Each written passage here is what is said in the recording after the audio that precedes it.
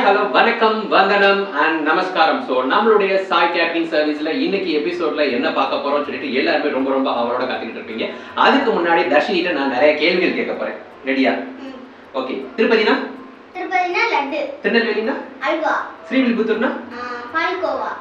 என்ன மாமா இன்னைக்கு ஒரே ஸ்வீட்ட பத்தியே பேசுறீங்க. இன்னைக்கு நம்ம என்ன ஸ்வீட் செய்ய போறோமா? கண்டிப்பா. ஸோ ஸ்வீட்னாலே எல்லாருக்கும் பிடிக்கும். குழந்தைங்கள்ல இருந்து பெரியவங்க வரைக்கும் பிடிச்ச ஒரு சூப்பரான ஸ்வீட் தான் இன்னைக்கு நம்ம எபிசோட்ல பார்க்க போறோம். ஸோ அது எப்படி செய்ய போறாங்க, என்ன மாதிரிலாம் பண்ண போறாங்க அப்படின்றத இந்த எபிசோட்ல நம்ம பார்க்க போறோம். ஸோ வாங்க பார்க்கலாம். மாமா இன்னைக்கு என்ன ஸ்வீட் செய்ய போறோம்? ஸோ எல்லாருக்கும் ரொம்ப ரொம்ப ஒரு பிடிச்சமான ஸ்வீட் தான் இன்னைக்கு நம்ம எபிசோட்ல செய்ய போறோம். எஸ், பாதுஷா தான் இன்னைக்கு செஞ்சு காமிக்க போறோம். ஹை, பாதுஷாவை எனக்கு ரொம்ப பிடிக்குமே. கண்டிப்பா உனக்கு மட்டும் இல்ல, நம்மளுடைய சாய் கேட்டரிங் சர்வீஸ்ல இந்த எபிசோட பார்க்குறவங்க எல்லாருக்குமே பாதுஷா ரொம்ப ரொம்ப பிடிக்கும். ஸோ அந்த பாதுஷா எப்படி செய்யறாங்க அப்படின்றத இந்த எபிசோட்ல நம்ம பார்க்க போறோம். வாங்க பார்க்கலாம்.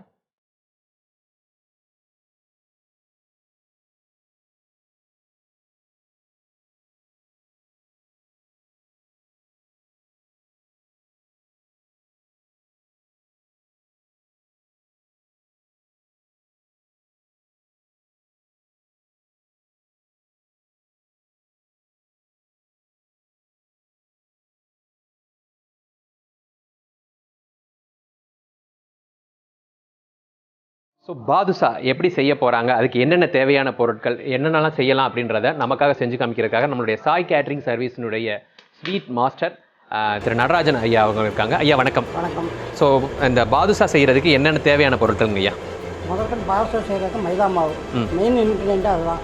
ரெண்டாவது வனஸ்பதி. ஒரு பங்கு வனஸ்பதிக்கு 2 பங்கு மைதா மாவு. ஓ, இப்போ வந்து 100 கிராம் வனஸ்பதி எடுத்தோம்னா 200 கிராம் மைதா. ஓகே. இந்த 100 கிராம் வனஸ்பதி 200 கிராம் மைதாவுக்கு 50 மில்லி தண்ணி. ஓ, தண்ணி அவ்வளோதான் சேர்க்கணும். தண்ணி அவ்வளோதான் சேர்க்கணும். அது கையில் ஒட்டாத பக்குவத்துக்கு மாவை பிசைஞ்சிக்கலாம். தேவைப்பட்டால் கொஞ்சம் ஆப்பச்சோடா போட்டுக்கலாம். அந்த ஆமாம், வீட்டுக்கு தயார் பண்ணும்போது தயிர் ஊற்றிக்கலாம். ஆப்பச்சோட தேவையில்லை. தயிர் ஊற்றி 1 மணி நேரம் பிடிக்க வச்சுட்டு அப்புறமா இந்த மாதிரி ஊற்றி போட்டுக்கலாம். ஓகே. ஸோ பார்த்தீங்கன்னா வந்துட்டு பாதுஷாவுக்கு தேவையான பொருட்கள் என்னென்ன அப்படின்னு சொல்லிட்டாங்க. ஸோ மைதா அண்ட் வனஸ்பதி தான் பேஸ். ஸோ அதில் வந்து தண்ணி ஊற்றி உங்களுக்கு இந்த மாதிரி பதத்துக்கு வந்து உங்களுக்கு இப்போ ரெடி பண்ணியிருக்காங்க. ஸோ பார்த்தீங்கன்னா வந்துட்டு கையில் ஒட்டவே இல்லை. ஸோ இந்த பதத்துக்கு வந்து ரெடி பண்ணியிருக்காங்க. தேவைப்பட்டால் ஆப்பச்சோடா யூஸ் பண்ணிக்கலாம், இல்லை புளிச்ச தயிரை வந்து யூஸ் பண்ணிவிட்டு ஒரு 1 ஹவர் வந்து இந்த மாவை வந்து பேட்டரை வச்சு யூஸ் பண்ணிக்கணும்.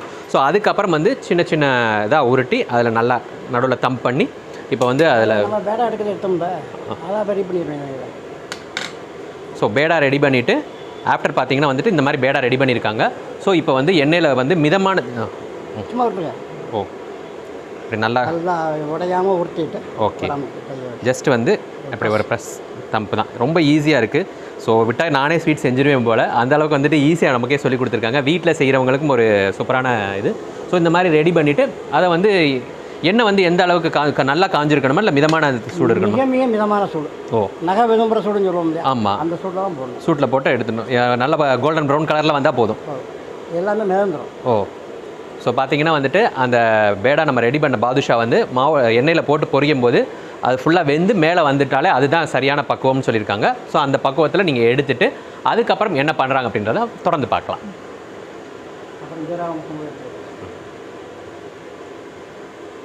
இருந்துச்சுன்னா இந்த பாசம் இந்த மாதிரி வேகும். ஓ, இந்த மாதிரி வந்து எண்ணெய் வந்து ஜீரா அதிகமாக உள் வாங்காது. ஓ, அந்த விரிஞ்சிருக்கணும். இந்த மாதிரி உதிரியாக வந்துச்சுன்னா அந்த ஜீரா அப்புறம் அந்த ஹோலில் வந்து இன்னாயிரும். Okay okay okay. நமக்கு சாப்பிட ஸ்வீட்னஸ் ஜாஸ்தியாக இருக்கும். ஓ, அப்போ வந்து நம்ம வந்து இந்த பாதுஷா செய்கிறதுக்கு வந்து மிதமான தீயில் வந்து எண்ணெயும் வந்து ரொம்ப சூடாக இருக்கக்கூடாது. அப்போ தான் வந்து அது அந்த ஜீரா அப்சர்வ் பண்ணுறதுக்காக வந்து இந்த மாதிரி இதில் இருக்கும். ஸோ அதிக சூடு இருந்துச்சுன்னா ஃபுல் அண்ட் ஃபுல் வந்து இந்த மாதிரி ஆகிடும். ஸோ இதில் வந்து உங்களுக்கு ஜீரா வந்து அவ்வளோ சீக்கிரமாக வந்து அப்சர்வ் பண்ணாது அப்படின்னு சொல்லியிருக்காங்க.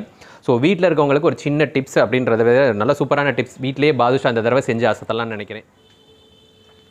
ஸோ வந்து இந்த இப்போ மிதமான சூடு இருக்குது ஆயில். ஸோ அதில் போட்டிருக்காங்க. ஏன்னா வந்துட்டு பொதுவாக அந்த வடையெல்லாம் போட்ட உடனே வந்துட்டு அந்த ஆயில் மேலே பொங்கி வரும். ஸோ அதெல்லாம் வராத அளவுக்கு இந்த சூட்டில் வந்து இந்த பாதுஷா வந்து தயார் பண்ணணும் அப்படின்றத சொல்லியிருக்காங்க. கண்டிப்பாக எல்லாருக்குமே ரொம்ப ரொம்ப ஒரு யூஸ்ஃபுல்லாக இருக்கும். தீபாவளிக்கு நீங்கள் வீட்டில் எல்லாரையும் ஒரு ஸ்வீட் செஞ்சு அசத்தணும்னு நினச்சிங்கன்னா கண்டிப்பாக இந்த தடவை பாதுஷாவை ட்ரை பண்ணலாம். அதுக்கு ஒரு சூப்பரான ரெசிபியாக நம்மளுடைய சாய் கேட்டரிங் சர்வீஸில் இந்த எபிசோடில் தந்திருக்காங்க.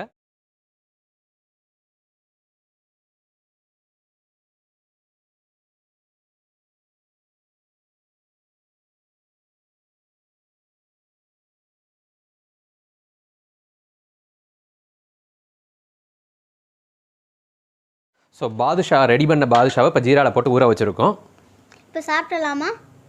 இப்போ சாப்பிட முடியாது, ஒரு 10 நிமிஷம், 10 மினிட்ஸ். ஓகே. ஸோ ஜஸ்ட் வந்து 10 மினிட்ஸ் வந்து ஜீரா வந்து நல்லா ஊறிடுச்சுன்னா பாதுஷா தயாராகிடும். ஸோ கண்டிப்பாக எல்லாருக்குமே இந்த டிஷ் வந்து ரொம்ப ரொம்ப பிடிச்சிருக்குன்னு நினைக்கிறேன். ஸோ இந்த தீபாவளிக்கு உங்கள் வீட்டில் பாதுஷா செஞ்சு அசத்துங்க. அதுவும் நம்மளுடைய சாய் கேட்டரிங் சர்வீஸ் வழங்கக்கூடிய இந்த எபிசோட நீங்கள் பார்த்தீங்கன்னா கண்டிப்பாக சூப்பராகவே வந்து பாதுஷா ரெடி பண்ணிடலாம்.